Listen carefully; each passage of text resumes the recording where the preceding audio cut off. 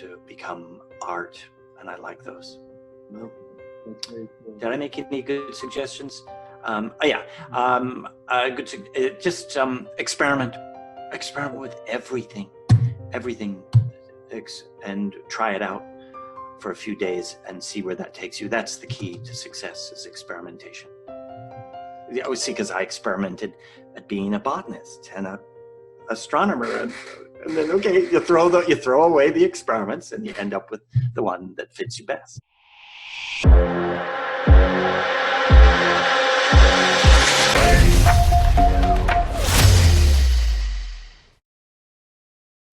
What's up, world? My name is Ben, and welcome to the very first episode of Art Thrive Academy.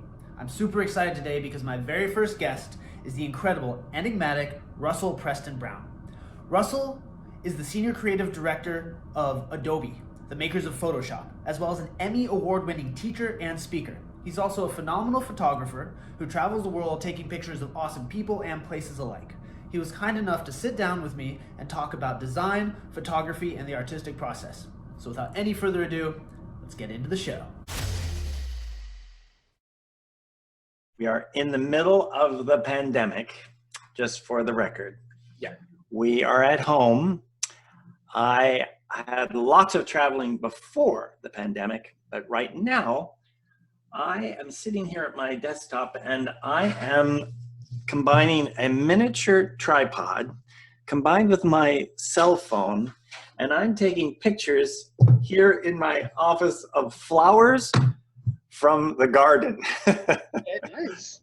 And so I'm doing a series of photographs of flowers and experimenting with lighting. And I've got a light that I run with my cell phone. And so that is how I've challenged myself in these crazy times, is to take on a project each day and take a photograph of a flower, which reminds me, I haven't done today's flower photograph. I'll have to work on that. So is it something you're doing, like a flower of the day, like yeah, you do one every single day? I think. And where does that end up on your YouTube? The place to look at for my creative projects is always the Instagram. That's dr_Brown. Those are the days when I thought you couldn't put a space in your name on Instagram, so I put an underscore in. How foolish of me. I could have had Dr. Brown. But so it's just dr_Brown. That's where you see all my creative stuff. And then when I'm getting crazy and I want to make mad comments about politics, I go to Facebook. Everybody, all the creative stuff. I'll make sure to link everything up. So go to Instagram site for if they want to know more about the photographs I'm taking and the flowers that I'm photographing. Very cool. And do you mind talking a little bit about what's going on over at Adobe? Or you said you are still working a bit. So well, everybody is still working at Adobe. Adobe's so digital, and we're so much about creating projects with tools, with a computer, that our business lives can keep on going. And because our lives keep on going, other creatives can keep on going. And so all the tools you need, Photoshop, Illustrator, InDesign, Acrobat, Premiere, all of these tools, which are probably being even used more now because everybody's working on projects. So the teams are meeting in Zoom meetings like this. They're deciding on new features. They're creating new products, new features, and we're putting out new versions of the software. And I think we're staying on schedule. Pretty amazing. I think there's just as many meetings now as there were before that. But everything's buzzing right along at Adobe with all the products. Right. I mean, I'd imagine when things are running through mobile, things can happen pretty quickly because nobody has to take the time to go anywhere. They just hit play and it's all right there. I've got a hunch that more work is being done now. Right. There are fewer interruptions. They're going to fewer meetings probably. They would have time to focus on the programming with no interruptions. It seems to me like a writer, a programmer wants to sit down and focus on a bit of code, and he can do that much more easily when he's sitting there at home and focusing on projects like this. Yeah, I'm curious, just for my own personal interest, have there been any sort of shifts in the trajectory of where Adobe was headed before this, and now are they looking at making any shifts in the technology specifically because of everything that's going on, or is it still pretty much the same plan? I don't know that answer to that question.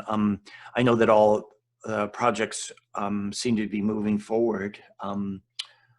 I think they will make some changes, I'm sure, based upon how how the audience is, how the users are taking to changes we're making. I suspect they'll probably start to run polls and ask our users what it is they're looking for. Maybe reaching out to the users to see what extra tools might be needed. Collaborative things. I know that there's lots of things going on. Behance is the creativity site where you post your portfolios and your work. And you have exchange. Behance is a big place where you put up your portfolio and then, you know, link people to it to find a job. I suspect there'll be some new features there. I know that they're running videos out of Behance right now, live shows being produced. Video to Behance, and then it's sort of similar to LinkedIn, kind of like connect. Yes, yeah. That's very cool. I think even on LinkedIn, you would then link your LinkedIn site to Behance and back and forth. Portfolio-based. Yeah. That's really cool. Well, I'm really curious about kind of your background and how you found yourself as the senior creative director of Adobe. So, are you all right if we dive in a little bit? Yeah, dive into that one. I've been asked this question before. The story. But so my first question is just what kind of, like, what was your upbringing like? What kind of kid were you? Like, in my head, I've got this sort of kid programming in a garage somewhere. Yeah, it's what you think. That's what you think. You think I'm the programmer. You think I'm Mr. Science. Well, I didn't know. This is my No. He's not Mr. Science. He's not Mr. Science, and he's not Mr. Math.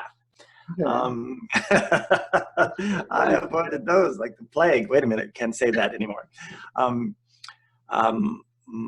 My days were very much creative madness in the basement of our house.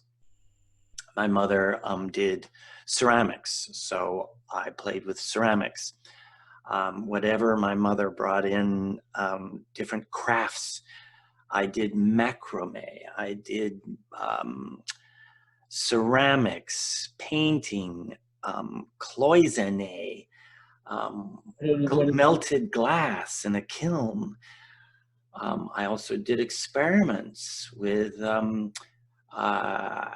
Drano mixed with zinc strips, because you found those in some that your father had left around. And did you know that if you mix zinc with Drano, now you may not have known this, Drano will then create hydrogen, and water will come off of this, and you put it into an old Coke bottle, one of those thick Coke bottles, and you put a balloon on top, and this reaction is going on below, and you've got to keep it in a pool of water because it would overheat and break the Coke bottle. So now you have a balloon filled with hydrogen. You didn't know we were going to go here, did you?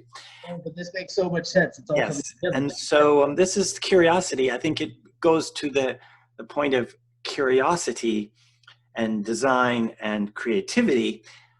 So here we have this balloon full of hydrogen. What do we all know about hydrogen? Extremely explosive. So you put a fuse on it, take it outside in the dark at night, and you light it. And I am telling you right here and now, the most spectacular, amazing glowing ball of light, a sphere of light, a nuclear reaction takes place in the sky above your head. Yes. It's outside. Thank goodness it was outside. It is, imagine a sun floating in the sky. Perfectly round, brilliant sun for a second. It was absolutely the most amazing thing. I want to do it again right now, just as I remember this moment. I should have today I would have photographed it in a long exposure to capture that. Yeah, imagine that thing glowing. It's a sun. You created your own sun at night, glowing above your house. And then your mother comes racing out of the house. What the hell is going on out here? Okay, so you're a kid. You're creating things and making science experiments Yes. artistic experiments in your garage. Yes. What age is this? Like? Oh, this ranges probably from the age of 6 up to 18 before I run off to college. And so experiments. The whole childhood was very involved with this kind of stuff. Yeah. Oh, yeah. There was experiments. Building something, constructing something, painting something, photographing something in an early age. I was very good at just taking things apart. I took apart a Chatty Cathy doll because I desperately wanted to know, and this is in the 60s, how does a Chatty Cathy doll talk? How is it talking? And I discovered, yes. But problem is, I couldn't put Chatty Cathy back together again, and I made a lot of people upset. Right. Okay, yes, so you get the point, a creative childhood of insanity. Very cool. Okay, so now college years, I'm assuming that's when... Yes, that's when he gets in control. Right. We're college at the University of Washington. In the first term, I was going to be a botanist. Okay. In the second term, I was going to be an astronomer. In the third term, I was going, I'm not joking, I was going to be an oceanographer. And flowers, and you take pictures of this. It's all, something about the sciences caught my eye. And then my father says, why don't you get yourself a greenhouse when you grow up, but get a real job? And so I think it was about that time I discovered graphic design and took a graphic design course in the art department. Oh, by the way, I was a ceramics major in there as well. Botanist, astronomy, oceanography, and ceramics, and then graphic design. And film, yes. So I tried them all. And that's the great thing about college. Each quarter you can become something else. And so now we've graduated in graphic design from the University of Washington. And I compare my portfolio to a portfolio from Art Center College of Design in Pasadena, California. And I looked like a first month student who had just graduated from the University of Washington. So the portfolios just didn't match up. And so I decided to go back to school to get a second degree at a bit of a higher level of graphic design at Art Center. Finished up there in 1980 and then went to work for Atari doing package design. So we've brought you up. So college, Art Center, Atari. So now you see the connection here. You're doing packaging for Atari, but you're using, and it's all about computers. And so you start to use computers to do design in the early days. Now, is this Atari the video game or Atari? Video games. Okay. So it's 1983, 84, Pac-Man and Dig Dug and Joust are out there. And you're saying to yourself, gosh, Russ, I was only 14 and you were, and I was addicted to those.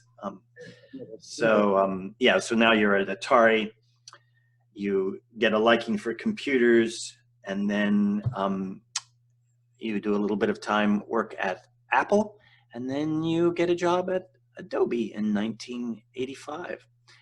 And Starting out with the graphic design, said, when you were starting out with the graphic design, did anything like Photoshop exist, or was it very different? not at all. Remember, nothing. You did everything by hand. You rubbed down type onto something. You photographed something.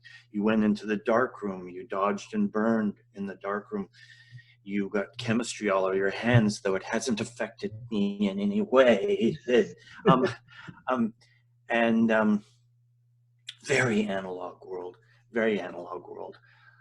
And along comes the digital world, and you're just ready to dive right in. You don't have to use markers to create a comp. You don't have to rub down text. You don't have to go get things typeset. It was a whole new world changing. And that's everything. The world changed in 1985, 84 with the introduction of the laser writer from Apple and PostScript from Adobe and desktop publishing. It's like, I wonder sometimes how did I survive through college without a computer to do desktop publishing, to publish something? It was just stone knives and bear skins. We were making things. And now you've got this amazing amount of technology, the things from Adobe. So I definitely went from those bear skins and stone knives to high technology. So I saw computers in the early days, 84 and 85, early computers, but they cost hundreds of thousands of dollars. And in many cases, you had to sit behind the computer and talk to an operator who was operating the computer, and they charged you $600 to $1,000 an hour to sit there and move the mouse to a $100,000 computer.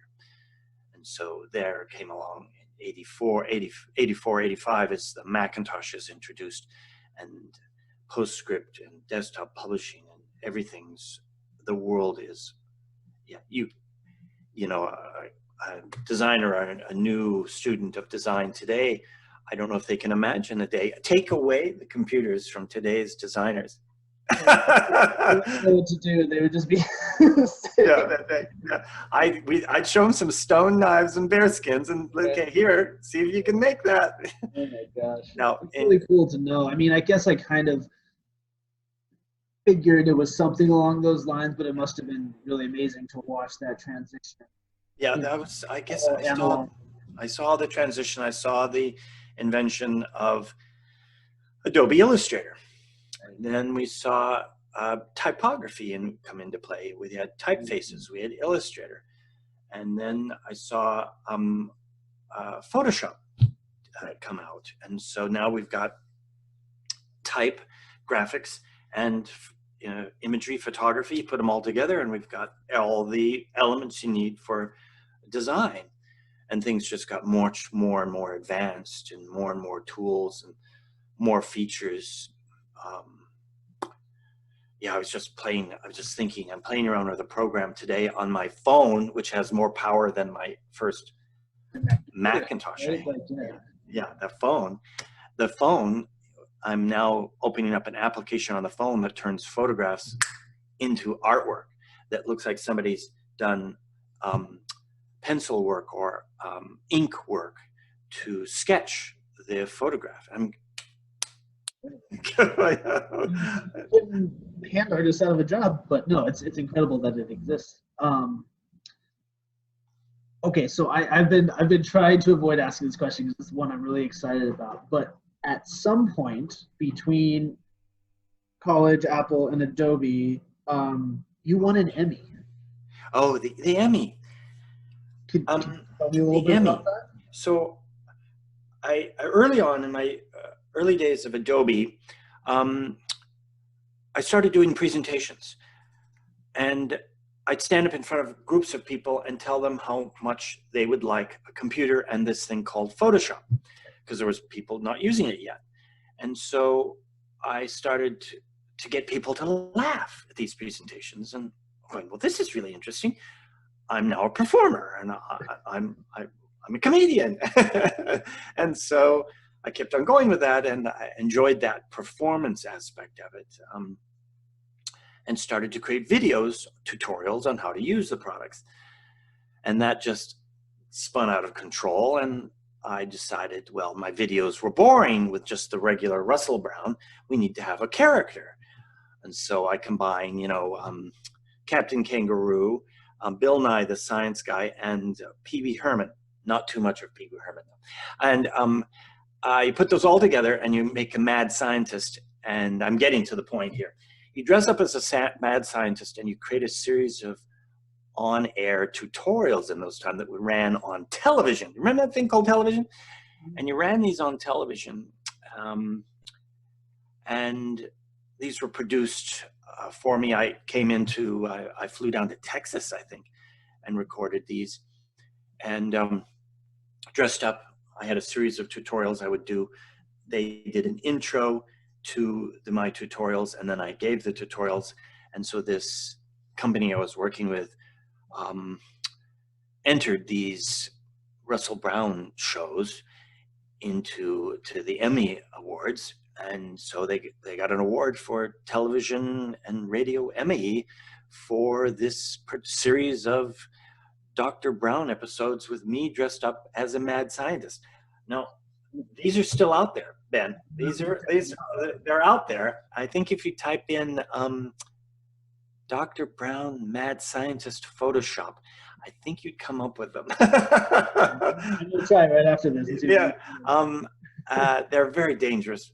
Ben, I must admit, there's a point at which your entertainment level goes beyond the education level. We were supposed to be educating, right? Right. But it's more entertainment than it is education.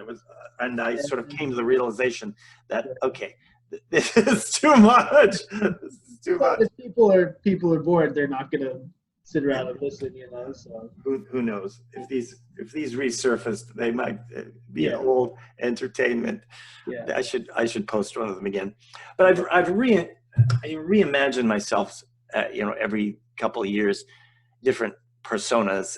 I still do the demos and the presentations, and now I have a new version on russellbrown.com is where you can find the new Russell Brown. I dress up in Hawaiian shirts with a hat on, and I travel the world and capture different locations, and then I capture the location, capture the photo, and then I show you how to process the image from each of those locations. And your viewers can look at russellbrown.com and instantly figure me out. And so I don't wear a wig and look like a mad scientist, but I'm just as crazy. So that's the latest version of Russell Brown is on russellbrown.com. I'll make sure to put a link. Below. Yes. And I do want to. Can I answer your question? Oh, you definitely did. Yes, you did. How are we doing with time and energy wise? We're doing fine. I think it'd be interesting to show your viewers some images. What do you think about that? Yeah, I'd love to. Let's see it. Okay, Keena, I'm going to share this screen. Do you see this, Ben? I do. I think it'll be. And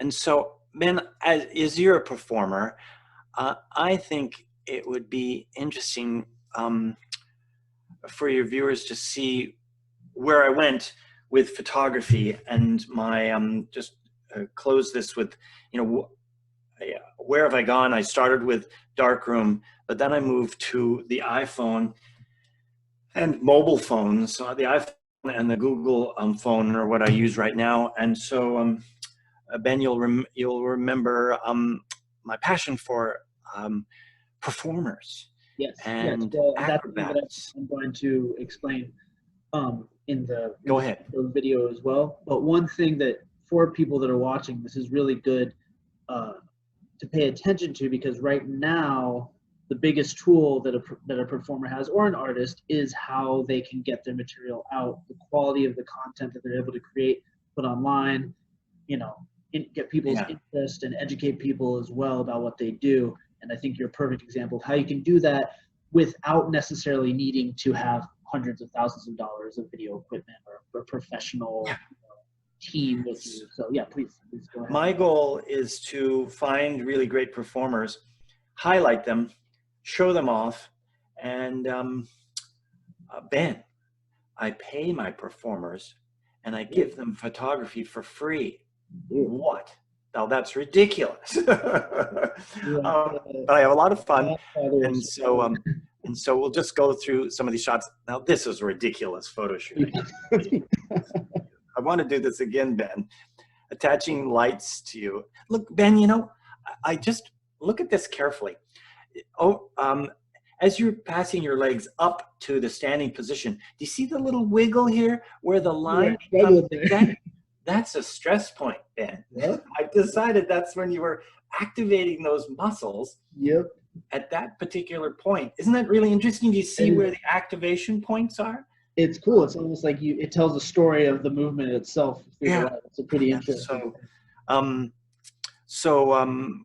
Here's Chase, the photo we were talking about. I take photographs, get the performers out and then I alter photos quite a bit as well. And great opportunities. Ben, you've brought me to these opportunities, but you can see, Ben, I do alter those pictures. Lisa and Eric were just coming out of their castle over here to the right. They were they were quarantined to go shopping. Right.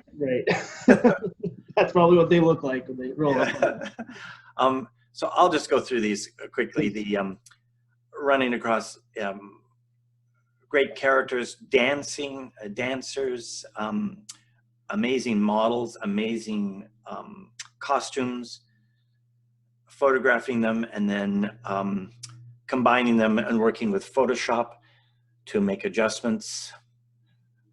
This was a performer, a musician. So yeah, you can be very crazy. But I think these different artists, these different models can then take these photos and then go post them themselves. As you say, they all need to promote themselves in some way. This is Eric Perret. What an amazing artist. This is like visiting Picasso. You get to step into Picasso's studio and you get to photograph him working. So I'm just setting up my iPhone, and this wasn't an iPhone, this was a Huawei a phone for long exposures. I set my Huawei down in the ground here in the desert, and then Eric Perret does this light painting, and I'm just hitting the trigger. So you walk into Picasso's studio and he's painting and you take the photograph. Who is the artist here? I'm just capturing Picasso, but he's doing the painting. So an artist. Yeah, I'm just a photographer photographing the artist. What an amazing artist with a tube of light that he's painting. And then with a long exposure, this is an 8-second exposure. And then different performers. Yes, you introduced me to this pair. I'm down in New Orleans. Sometimes you have to hire yourself to perform. Makeup and costumes and backdrops and yeah, the amazing opportunities for capturing artists. And no, I didn't. I photographed them here in the studio and then pasted them into this shot. What do you think? Is this illegal? It looks real. Okay, it looks real. And also, you know, right now, like, I think the need to be able to quickly promote yourself at a high level is important, you know. Yeah. And if someone can't go to an audition or go leave to do something, you know, they need to show what they're capable of in a quick, concise way. I think utilizing the tools to the best of your advantage is what you should be doing, you know? Yeah, here in this shot, I'm not, today I could have easily done this in Photoshop and just rippled the water, but I built a pool. We built a pool, for heaven's sakes. And did these photographs and then put lumicubes in the water. And then this is what I look like as I'm doing my photography. You have to break into the matrix to get in that. Yeah, this very matrix. White room. Yeah. Yeah. And then here you make your sun. I never saw that one. That's great. And then you get some amazing makeup artists and amazing models. This is a wacky shot. I just thought it was just sort of it's the makeup and the design that really makes this shot. Again, is this one of those moments when you're photographing Picasso and it just so happens you took a picture of this? I think this got the most number of likes I've ever received for a photograph on Instagram. I don't think it's the photo as much as it is the models and the detailing to the models, which again goes to the artists who created the designs and put the makeup on.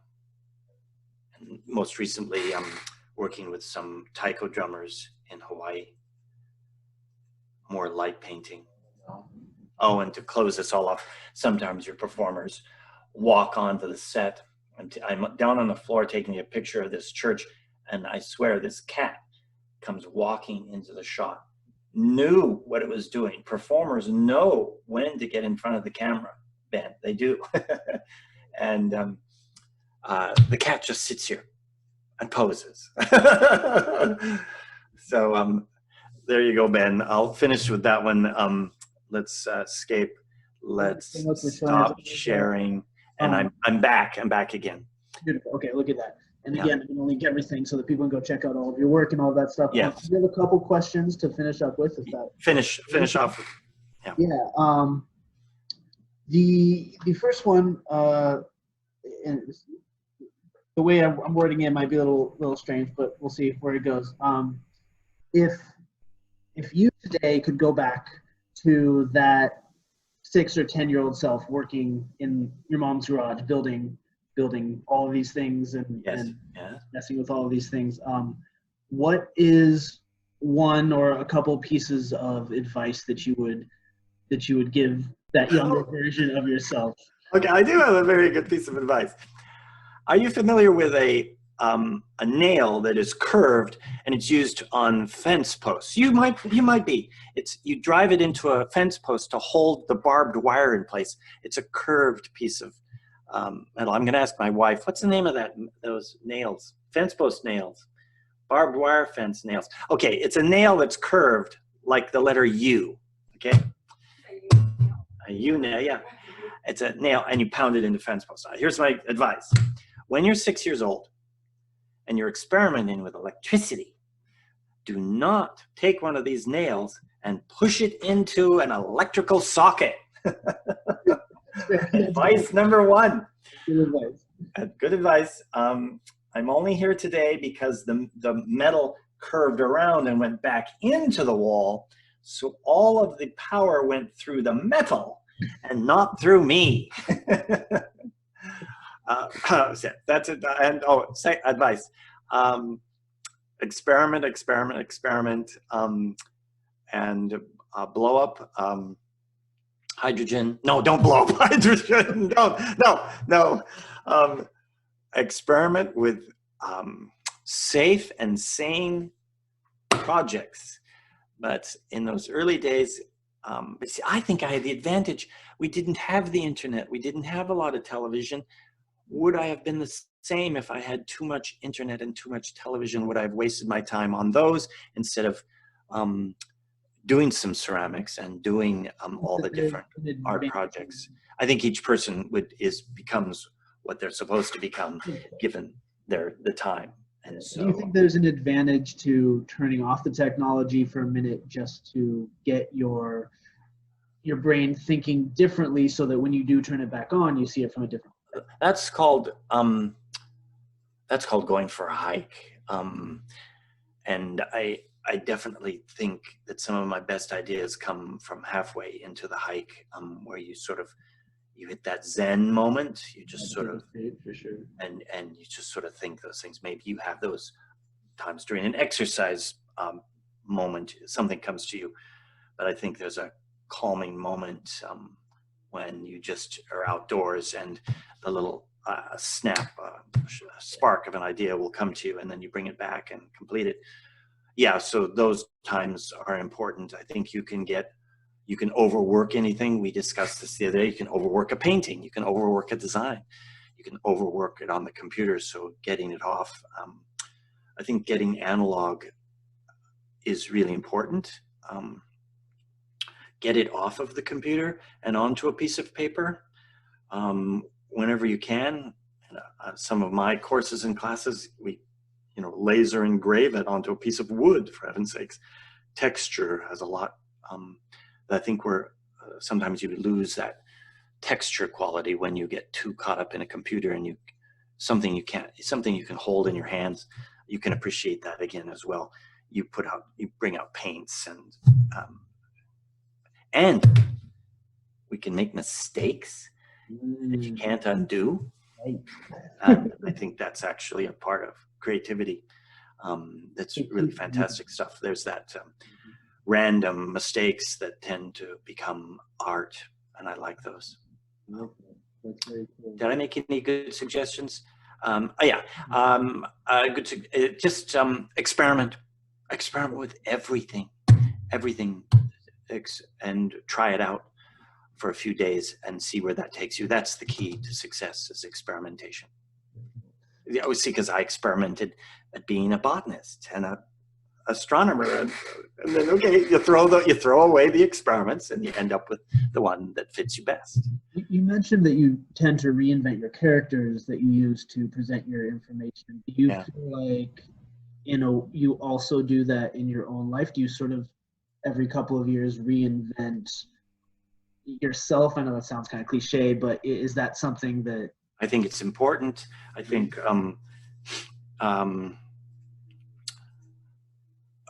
find something that you're really, really good at and become the expert. We've already heard this over and over again. Then become the expert of that. And then once you've mastered that, try something new and master that one. I think our audience, we're both performers, aren't we?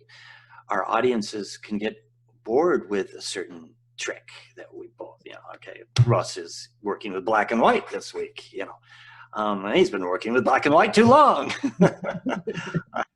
And so we have to learn new, we call them not tricks, we'll call them a new act, a new something that catches our audience, something they've never seen before. We're both trying for that. And when they see that something they've never seen before, then you catch their attention. And that's where experimentation comes in, is finding that one thing that's quite different. And do you feel like the process of educating people about the things that you're interested in also helps improve you as a practitioner of that thing? Because you're both educated and done at the same time. When you walk yourself through a project, you can certainly see if it has any value at all. My best test for a good tutorial is to record the tutorial, then come back a week later when you've forgotten it completely. And you watch yourself giving the presentation and you can judge it really well. You can go, that was really good information. That you can't make that judgment on the same day. Right. Have you ever recorded yourself doing some performance and come back a week later and go, wow, I really did well? And then you can also, we both have done this. We come back a year later and go, ugh, that was hideous. Or sometimes you think you're convinced something was terrible, so you refuse. I do this all the time. I'll refuse to look at it for a long time because I was convinced it was horrible, and then I'll look back and be like, oh, that actually was good. Yeah. So you never know. I think both as performers, we grow and we have an appreciation for what's good and bad. I don't think I'm the best designer on the planet, but I know what good design is. I think you can say that. Yeah, anybody can say that. And we also know, I know good performers. I'm bringing this into the performance realm. I know good performers who can do things, and I bring those performers to my event when I know I can't do those things. know your limitations as well. Oh, no, there's a good one. Know your limitations. And I think the sign of a good art director is to know when to bring in just the right expert. And to be okay with bringing people who help fill in those gaps, right? Yes, exactly. Makes the whole thing stronger. I really like that. Yeah. Okay, I don't want to ask you too many questions, but I've like maybe one or two more, and then I'll. We went over time. Did it stop? No, I'm joking. Oh, We went way over time. I can tell. That's what you're gonna edit this down. Yeah, it's not gonna be the full. Here's Russell's talk. We condensed it into 1 minute. Yeah, right. No, but I actually think right now. Okay, go ahead. Ask. We're gonna have this. Sign of a good is editing. It's all about editing. Yeah, this is gonna be a whole new experiment for me because I've never. Go ahead with the final question. Final question. We'll make this the final question. Before I ask the final question, again, I wanted to say thank you and recognize you, Russell, for always bringing so much life and energy and fun and charisma to everything you do. I don't think I've ever worked on a project with you that ever came close to boring, even for a second. Thank you, Ben. Ben, we will work together again. We were so close, Ben. We were so close. You were on my mind for some future projects, but however, I think they're not happening. Yeah, I know. We've got time, and who knows? Maybe this is going to open a whole new world. Yes. And I have to get back to Vegas. Yes. Some more performers. They're all waiting there. I know. Everybody's like, when's Russell going to call? Yeah. Yeah, I think it's good. We covered a whole lot. What would you? My last question is going to be, what would you define as what makes a piece of art great in your mind? Wow, the heavy duty questions left till the end. State that question again. In your opinion, what would make a piece of art, or what does make a piece of art great for you?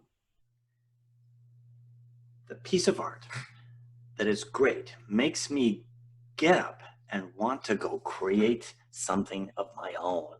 That is what a really great piece of artwork does. I stand there and go, wow, that's given me 1,000 ideas. I want to go home and try some of those out. That's what a really great piece of artwork is all about.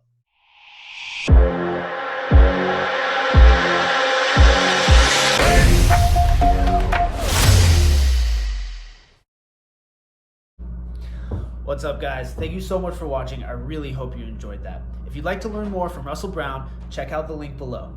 My name's Ben. I'm a Las Vegas-based artist and performer, and I decided to start the Art Thrive Academy to help creative-minded individuals navigate the tricky world of marketing, self-promotion, business, and of course, art. If you'd like to learn a little bit about what I've been up to, go ahead and check out the link below. It's called Art Challenge. This is a project that's very close to my heart, as it's aimed at helping Las Vegas-based performers and artists during the COVID-19 crisis. I'll catch you guys next time, and thank you so much.